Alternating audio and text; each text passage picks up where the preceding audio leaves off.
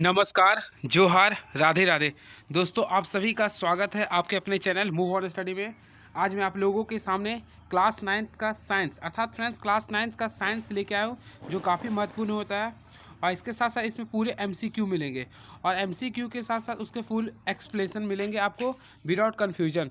तो चलिए मैं बताता हूँ और इसमें पूरे यूनिट कैसे आता है सब मैं बताऊँगा। तो आप लोग बने रहिए और अपने दोस्तों पास भी ज़रूर शेयर कीजिएगा। तो चलिए स्टार्ट करता हूँ। तो first of all question friends start now. क्या लिख रहा? S I unit of acceleration is अर्थात फ्रेंड्स त्वरण का ऐसा ही मात्रक क्या है। देखिए सबसे पहले त्वरण त्वरण को फ्रेंड्स ए से डिनोटेड करते हैं। त्वरण क्या होता है? Rate of change in velocity अर्थात फ्रेंड्स देखिए v minus you by T अर्थात rate of change in velocity with respect to time is known as तो एक्सेलरेशन। अब देखिए मैं बताता हूँ आप लोग इसका यूनिट कैसे निकालेंगे। सबसे पहले वेग वेग अर्थात वेलोसिटी का ऐसा यूनिट होता है फ्रेंड्स मीटर पर सेकेंड होता है और समय के हम लोग जानते हैं सेकेंड होता है। तो देखिए मीटर तो मीटर रह गया, पर सेकेंड को सेकेंड से मल्टीप्लाई की क्या आ गया सेकेंड स्क्वायर अर्थात फ्रेंड्स इसका ऐसा यूनिट हो जाएगा मीटर पर सेकेंड स्क्वायर। यानी ऑप्शन नंबर क्या आ रहा है देखिए ऑप्शन के अकॉर्डिंग, तो ऑप्शन नंबर सी आ रहा। अर्थात फ्रेंड्स पहला कैंसर होगा मीटर पर second square, option number C. मैं आप लोगों को पूरी डिटेल के साथ बताया हूँ, ठीक है। चलिए नेक्स्ट क्वेश्चन की ओर मैं बढ़ता हूँ। वेग में परिवर्तन की दर को क्या कहते हैं फ्रेंड्स? अभी जस्ट मैं आप लोगों को बता देखिए सबसे पहले ए इक्वल टू क्या होता है v minus u by t. तो देखिए v से होता है वेलोसिटी आई v माइनस यू, इसी को हम लोग बोलते हैं वेग में परिवर्तन, ठीक है। तो वेग में परिवर्तन की दर को क्या बोल रहे हैं? त्वरण। क्या करें फ्रेंड्स? त्वरण। इसका राइट आंसर क्या होगा? त्वरण। क्लियर है। अब वेग अगर बोले वेग कैसी राशि है, तो वेग एक प्रकार की सदिश राशि है, क्योंकि फ्रेंड्स इसमें दिशा और परिमाण दोनों होता है। अर्थात फ्रेंड्स इसमें डायरेक्शन प्लस मैग्नीट्यूड दोनों होता है, इस वजह से हम लोग क्या बोलते हैं? इसे सदिश राशि कहते हैं। और अगर क्वेश्चन आप लोग आता है वेग को क्या लिखते हैं अर्थात वेग का फॉर्मूला क्या होता है, तो फ्रेंड्स कुछ नहीं करना है। वेग इक्वल टू होता है डिस्प्लेसमेंट बाय टाइम अर्थात फ्रेंड्स विस्थापन बटा समय होता है। नहीं समझ में आ रहा आप लोगों को, मैं फिर से बताता हूँ देखिएगा। सबसे पहले फ्रेंड्स वेग बराबर, हिंदी में बता रहा हूँ देखिए, वेग बराबर होता है फ्रेंड्स विस्थापन बटा टाइम। अब देखिए विस्थापन क्या होता है? शॉर्टकट जो टाइम होता है उसे मैं कहता हूँ। अब देखिए विस्थापन विस्थापन कैसे मतलब क्या होता है? मीटर। और समय का क्या होता है? सेकेंड। तो मीटर पर सेकेंड हो गया वेग का ऐसा ही मात्रा। क्लियर है फ्रेंड्स। चलिए नेक्स्ट क्वेश्चन की ओर मैं बढ़ता हूँ। क्या लिख रहा है? एक कार 2 घंटे में 100 सेंटीमीटर की दूरी तय करता है, तो इसकी औसत चाल क्या होगी? तो फ्रेंड्स जब भी ऐसा क्वेश्चन रहेगा तो हम लोग जानते हैं औसत चाल। तो चाल का फॉर्मूला होता है फ्रेंड्स, चाल बराबर होता है दूरी बटा समय होता है। तो फ्रेंड्स दूरी कितना दिया? 100 सेंटीमीटर दिया हुआ है और समय कितना दिया? 2। तो आप लोग निकाल लीजिए क्या है? 50 किलोमीटर पर आवर आया। क्लियर है। यानी ऑप्शन नंबर क्या हो गया? बी। क्लियर है फ्रेंड्स। चलिए वेलकम। एंड नेक्स्ट क्वेश्चन क्या लिख रहा देखिएगा ध्यान से। 2 केजी द्रव्यमान वाली वस्तु को 5 मीटर पर सेकेंड स्क्वायर की दर से त्वरित करने पर कितना बल की आवश्यकता होगी? सबसे पहले फ्रेंड्स यहाँ पर हम लोग को निकालना है बल। तो बल का हम लोग फॉर्मूला जानते हैं, एफ बराबर क्या होता है फ्रेंड्स? एम ए होता है, यानी कि मास एंड एक्सेलरेशन। तो मास इसमें कितना दिया? देखिए 2 केजी दिया है और एक्सेलरेशन कितना दिया फ्रेंड्स? 5 दिया है। तो 5 को मैं 2 से मल्टीप्लाई किया कितना है? 10 न्यूटन। तो फ्रेंड्स इसका राइट आंसर हो गया option number B, 10 newton. Clear है। चलिए welcome. And very next question is now. चंद्रमा की सतह पर किसी वस्तु का भार पृथ्वी की सतह पर उसके भार का कितना गुना होता है? तो फ्रेंड्स देखिए मैं आप लोगों को बताता हूँ। चंद्रमा की सतह पर किसी वस्तु का जो भार होता है ना, वह 1/6 होता है। 1/6 बाई चांस अगर आप लोग का अगर आप लोग का पृथ्वी पर वजन 36 केजी है, 36 न्यूटन है, तो आप लोग का चंद्रमा पर कितना हो जाएगा? 6 न्यूटन होगा। क्लियर हुआ। अर्थात जो भी आपका पृथ्वी पे वजन होगा ना, उसका 1/6 होता है। क्लियर है। And very next question is क्या लिख रहा? धनुष की तानित डोरी में कौन सी ऊर्जा संचित होती है? तो फ्रेंड्स धनुष की तानित गति में जो ना वह स्थिति ऊर्जा होती है। अब देखिए इससे हम लोग बोलते हैं पोटेंशियल एनर्जी। इसका फॉर्मूला होता है फाइज का, तुम लिखते हैं friends M G H. M से होता है आपका मास होता है, जी से होता है ग्रेविटेशनल फोर्स होता है, एच से होता है ऊंचाई। क्लियर है। चलिए नेक्स्ट। अब एक होता है गतिज ऊर्जा। तो फ्रेंड्स गतिज ऊर्जा क्या होता है? हाफ एम बी स्क्वायर अर्थात किसी वस्तु की गति में परिवर्तन को हम लोग बोलते हैं गतिज ऊर्जा, जिसकी फार्मूला होता है हाफ एम बी स्क्वायर। और the sum of the potential energy and kinetic energy is known as क्या बोलता है आप लोगों को पता है? यांत्रिक ऊर्जा। ठीक है, मैकेनिकल एनर्जी। नेक्स्ट, किसी वस्तु का वेग दुगना कर देने से इसकी गतिज ऊर्जा कितनी होती है? फ्रेंड्स सबसे पहले देखिए गतिज ऊर्जा पूछ रहा, तो हम लोग पहले से जानते हैं गतिज ऊर्जा का फॉर्मूला क्या होता है friends? Half m v square. Half mv²। अब देखिए क्वेश्चन में क्या लिख रहा है, इसकी वेग को दुगना कर, अर्थात वेग को दुगना करना। तो देखिए वेग है ना ये, तो m तो m रहेगा, ये वेग को यहाँ पे दोगुना कर दिया, अर्थात देखिए v का स्क्वायर कर रहे हैं। तो फ्रेंड्स अगर 2 का स्क्वायर मैं करता हूँ कितना आता है, 4v²। अब देखिएगा यहाँ पर क्लियर है, देखिए यहाँ पे 1 था, यहाँ पे 4 है, कितना गुना हुआ, 4 गुना, अर्थात फ्रेंड्स ये 4 गुने होगी। समझ में आ गया। अर्थात आप लोग को जब भी बोलेगा, अगर 2 गुना बोला तो 4 गुना, अगर 3 गुना बोलेगा तो 9 गुना, अर्थात जो भी संख्या बोलेगा उसका स्क्वायर कर दीजिएगा। क्लियर है। नेक्स्ट, इसमें तरंग वेग, तरंगदैर्ध्य और आवृत्ति के बीच कौन सा समीकरण सही है। तो देखिए सबसे पहले मैं आप लोग को बताना चाहता हूँ फ्रेंड्स, वेग का जो फार्मूला होता है, अर्थात वेग बराबर जो होता है ना, आवृत्ति गुना तरंगदैर्ध्य होता है, अर्थात frequency and wavelength, the product of frequency and wavelength is known as ये तरंग वेग। क्लियर है। तो ऑप्शन नंबर ए होगा इसका राइट आंसर, इसे ध्यान में रखिए, काफ़ी महत्वपूर्ण क्वेश्चन है ये। तो v इक्वल टू होगा आपका फ्रेंड्स n इंटू लैम्डा, ये लैम्डा को हम लोग बोलते हैं क्या, तरंग दैर्ध्य। क्लियर है। And very next question is now, क्या लिख रहा है फ्रेंड्स, क्वेश्चन देखिए, ऊर्जा का व्यावसायिक मात्रक क्या होता है। तो फ्रेंड्स देखिए ऊर्जा का व्यावसायिक मात्रक जो होता है किलोवाट घंटा होता है। ठीक है, तो यानी ऑप्शन नंबर इसका क्या हो जाएगा, किलोवाट घंटा, यानी कि ऑप्शन नंबर बी। ठीक है, और वैसे आपका पावर कैसे मात्रक होता है, वाट।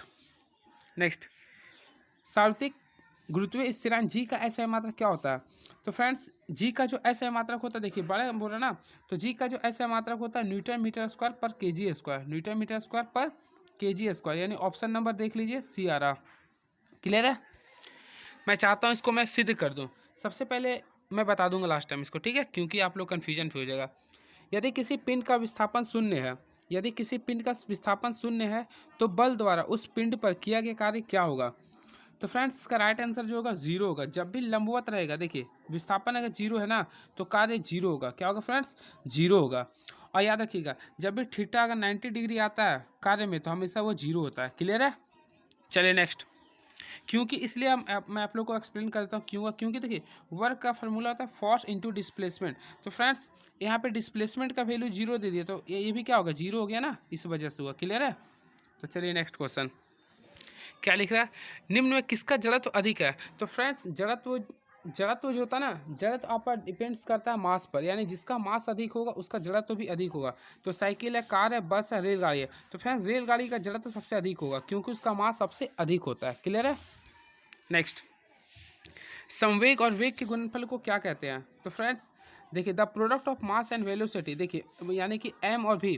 तो फ्रेंड्स m और v को योग को बोलते हैं मोमेंटम, अर्थात संवेग। तो the product of mass and velocity is known as संवेग, अर्थात मोमेंटम। अब मोमेंटम एक सदिश राशि है। क्या होता है फ्रेंड्स, एक सदिश राशि है जिसका फॉर्मूला क्या होता है, m इंटू v। क्लियर है। चलिए good, very nice. And very next question is now, ध्वनि तरंगे है। तो फ्रेंड्स तरंगे देखिए सबसे पहले मैं ट्रिक बताता हूँ, एक होता है प्रकाश का, एक होता है ध्वनि का। देखिए ध्यान से, आप लोग को हमेशा के लिए याद हो जाएगा। एक होता है प्रकाश का, एक होता है ध्वनि का। देखिए आधा है ना, तो इसमें लिखिए अनुदैर्ध्य तरंग, आधा है तो फ्रेंड्स लिखिए अनुदैर्ध्य तरंग। ठीक है, और ये प्रा है ना, तो यहाँ पे लिखिए अनुप्रस्थ तरंग। अर्थात फ्रेंड्स अगर आप लोगों से पूछता है प्रकाश कैसा तरंग है, तो अनुप्रस्थ तरंग, और ध्वनि बोले तो अनुदैर्ध्य तरंग। देख रहे हैं सिंबल के अकॉर्डिंग मैं बताओ, तो ध्वनि कैसी तरंग, अनुदैर्ध्य तरंग। अनुप्रस्थ तरंग कौन सा होगा, प्रकाश, क्योंकि प्रा आ रहा। ये ट्रिक मैं आप लोग के लिए बताया हूँ। क्लियर है। चलिए best. And very next question is, सामान्य मनुष्य के कानों के लिए श्रव्यता प्रसार कितना होता है। तो मनुष्य का जो प्रसार होता है, सबसे पहले प्रकाश को 3 भागों में विभाजित किया गया। एक होता है फ्रेंड्स, सबसे पहले होता है अवश्रव्य तरंग, एक होता है अवश्रव्य जिसे मनुष्य नहीं सुन सकता। तो उसका जो रेंज होता है फ्रेंड्स 0 से लेकर 20 हर्ट्ज होता है। क्लियर है। उसके बाद होता है श्रव्य जिसे मनुष्य सुन सकता है, तो उसका जो होता है फ्रेंड्स 20 हर्ट्ज से लेके होता है 20,000 हर्ट्ज तक होता है। क्लियर है।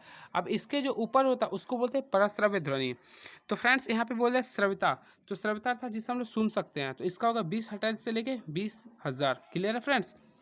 यानी कि ऑप्शन नंबर 15 का ऑप्शन नंबर क्या हो गया, ओ सॉरी इसमें तो गलत मैं मार दिया, सॉरी। तो इसका ऑप्शन नंबर होगा ए, यानी कि 20 हर्ट्ज से लेके 20,000 हर्ट्ज। क्लियर है। देखिए ये होगा। क्लियर है। And very next question is now, steel पर जहाज पानी पर नहीं डूबता लेकिन स्टील की कांटी पानी में डूब जाता है, इसका कारण क्या है। तो फ्रेंड्स जब भी ऐसा पानी में डूबने का कारण आता है, तो देखिए सबसे पहले देखिए पानी के बारे में बताता हूँ। देखिए मान लीजिए ये आपका लेयर है ये, अब इसके नीचे मान लीजिए कि जल है, अर्थात फ्रेंड्स पानी है ये। ठीक है, तो कोई वस्तु अगर पानी, मान लीजिए सिक्का है ये, ध्यान दीजिएगा आप लोग, मैं कंसेप्ट से बता रहा हूँ। मान लीजिए सिक्का है ये, अगर ये नीचे डूब रहा तो समझ जाए, अगर नीचे डूब रहा ना तो इस पर ग्रेविटेशनल फोर्स ज़्यादा लग रहा। लेकिन फ्रेंड्स मान लीजिए कि यहाँ पे एक माचिस का टुकड़ा है, तिनका, ये अगर तैर रहा तो इस पर समझ जाइए कि इस पर उत्प्लावन बल ज़्यादा। अगर कोई वस्तु तैरता है तो समझ जाएगा उस पर उत्प्लावन बल ज़्यादा है, और कोई वस्तु डूब जाता है तो समझ जाए उस पर गुरुत्वाकर्षण बल ज़्यादा है। तो क्वेश्चन पढ़िए, स्टील का जहाज पानी पर नहीं डूबता है, लेकिन स्टील की काठी पानी में डूबता है, इसका कारण क्या है? तो फ्रेंड्स इसका जो राइट आंसर होगा, अर्थात इसका जो कारण हो उत्प्लावकता। क्लियर है? चलिए नेक्स्ट क्वेश्चन। संवेग में परिवर्तन की दर समानुपाती होती है। देखिए काफ़ी महत्वपूर्ण क्वेश्चन है ये। तो संवेग में जो परिवर्तन होता है, देखिए न्यूटन्स के सेकेंड लॉ ऑफ मोशन से हम लोग पढ़े हैं, संवेग में परिवर्तन की दर समानुपाती है किसके? आरोपित बल के होते हैं। संवेग में परिवर्तन की दर समानुपाती होती है किसके? आरोपित बल के। अर्थात फ्रेंड्स मैं आप लोगों को बताता हूँ, देखिए हम लोग पढ़े होंगे, देखिए एम जो होता है ना friends, M is directly proportional, देखिए समानुपाती होते हैं, M V minus M you होते हैं, ठीक है, इस ये होते हैं। अब विथ रिस्पेक्ट टू टाइम होता है। अब यहीं से हम लोग निकाल सकते हैं, देखिए एफ है ना ये, देखिए मान लीजिए कि मैं एम कॉमन ले लिया तो क्या बचा? V minus you by t. तो यहाँ से आप लोग एफ बराबर एम में निकाल सकते हैं। मैं निकाल देता हूँ, देखिए थोड़ा सा स्लो बना होगा। देखिए F is equal to M V minus M U by मैं टी लिया हूँ फ्रेंड्स। अब देखिएगा यहाँ पे एम को मान लीजिए कॉमन लेता हूँ तो क्या बचा? V minus you by t. अब मैं आप लोग को बताया था फ्रेंड्स, इससे पहले जो फार्मूला होता है क्या होता है आप लोग?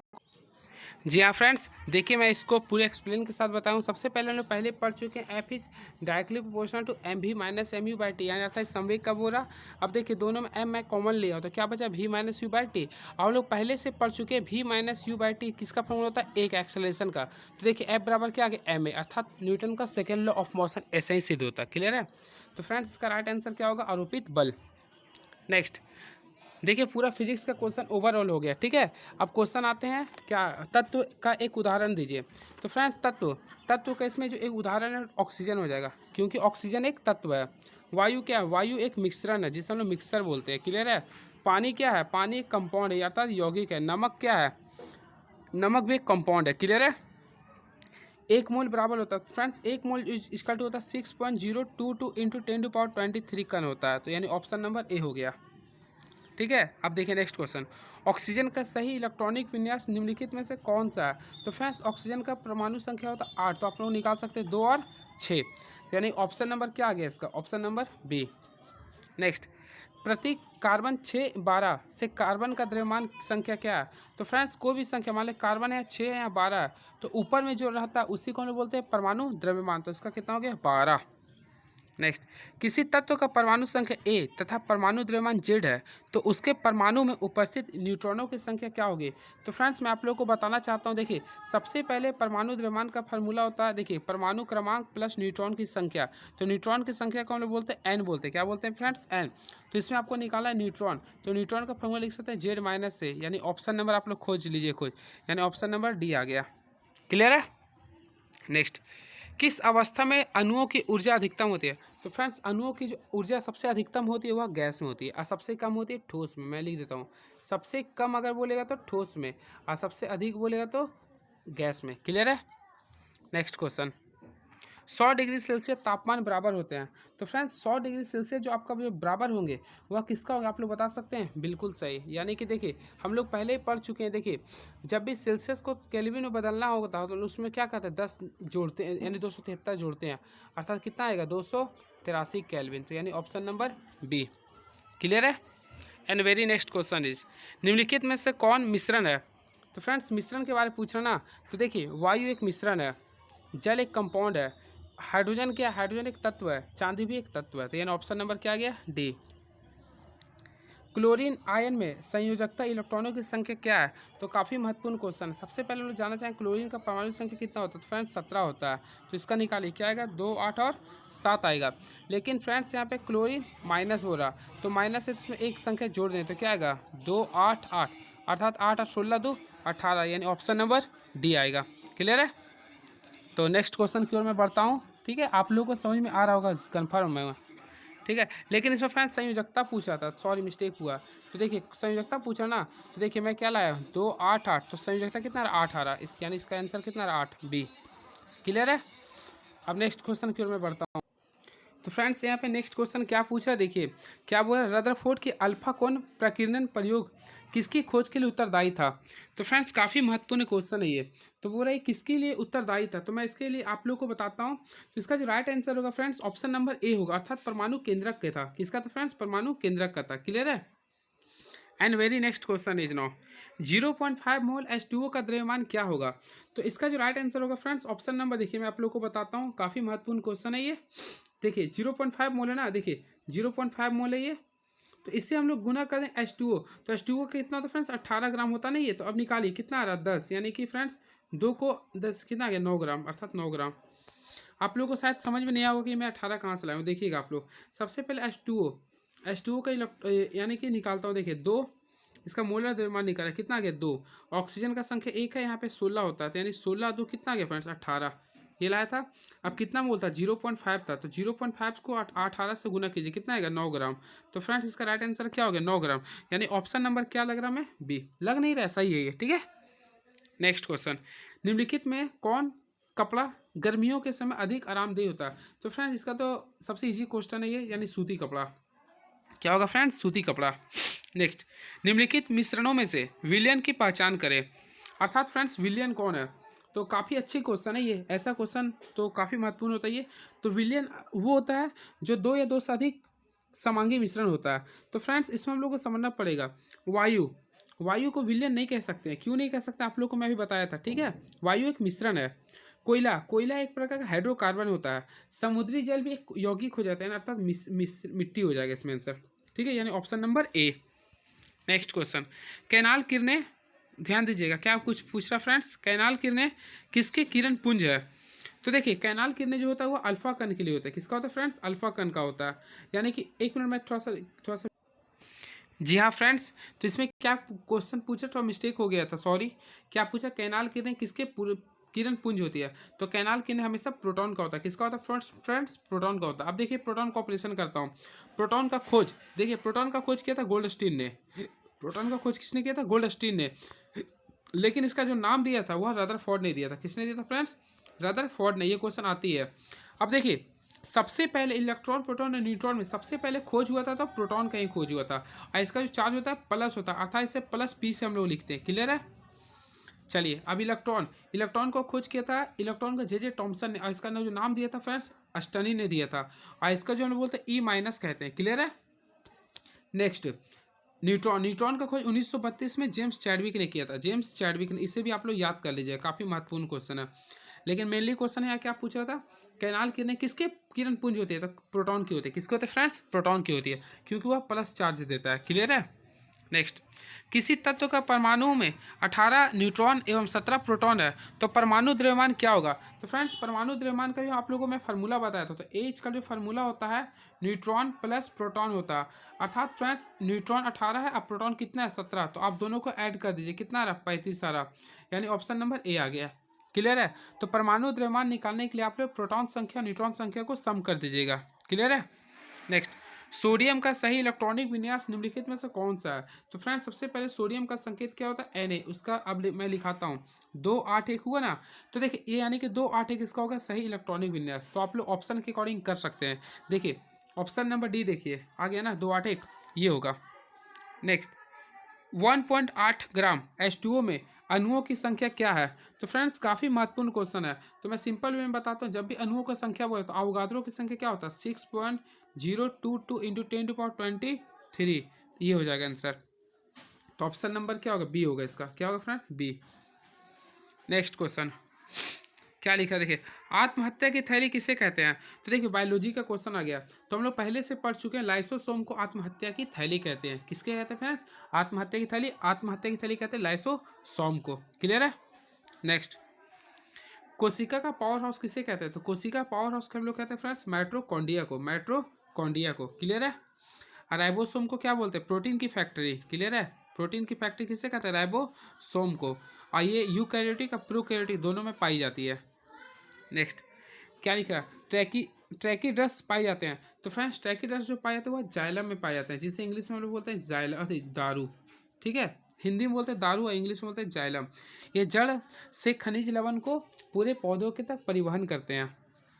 मलेरिया का रोग वाहक होता है। तो फ्रेंड्स ये तो बच्चा वाला क्वेश्चन है, मलेरिया किसके वाहक होता है? मच्छर का, मच्छर का होता है। किसका होता है फ्रेंड्स? मच्छर का होता है। नेक्स्ट, ओजोन गैस पाई जाती है। तो फ्रेंड्स हम लोग बचपन से ही पढ़ते आ रहे हैं, ओजोन गैस कहाँ पाई जाती है? तो यह समताप मंडल में पड़ती है, स्ट्रेटोस्फेयर में। क्लियर है? नेक्स्ट, पौधे द्वारा संश्लेषित पदार्थ कहलाते हैं। तो फ्रेंड्स पौधे द्वारा जो संश्लेषित जो पदार्थ होते हैं वह कहलाते हैं आपका जैव रसायन। क्या कहलाते हैं फ्रेंड्स? जैव रसायन। नेक्स्ट, एक सूक्ष्म पोषक तत्व है। तो फ्रेंड्स एक सूक्ष्म पोषक तत्व है और अकॉर्डिंग टू ऑप्शन जस्ता होगा। क्या होगा फ्रेंड्स? जस्ता। नेक्स्ट, पादप और जंतु कोशिका में प्रमुख अंतर होते हैं। तो पादप और जंतु कोशिका में अकॉर्डिंग टू ऑप्शन जो में अंतर होते हैं वह गति संबंधी होती है, क्योंकि जंतु गति करते हैं लेकिन पादप गति नहीं करते हैं। क्लियर है? पेड़ पौधे गति नहीं करते हैं, बाकी पोषण दोनों करते हैं, वृद्धि भी दोनों करते हैं और शोषण संबंधी भी दोनों करते हैं। मेढक क्या है? तो फ्रेंड्स बहुत ही अच्छा क्वेश्चन है ये। तो मेढक क्या? एक उभयचर है। क्या फ्रेंड्स? उभयचर, और जिसके 3 हृदय होते हैं। एक विश्व व्यापी बीमारी है। तो ऑप्शन के अकॉर्डिंग जो चलेगा वो एड्स हो जाएगा। ठीक है फ्रेंड्स? एड्स, जिसका फुल फॉर्म क्या होता है आप लोग बता सकते हैं? Acquired immuno disease syndrome. Syndrome का अर्थ होता है the group of disease called as syndrome. और एड्स दिवस प्रत्येक वर्ष 1 दिसंबर को मनाते हैं। क्लियर है?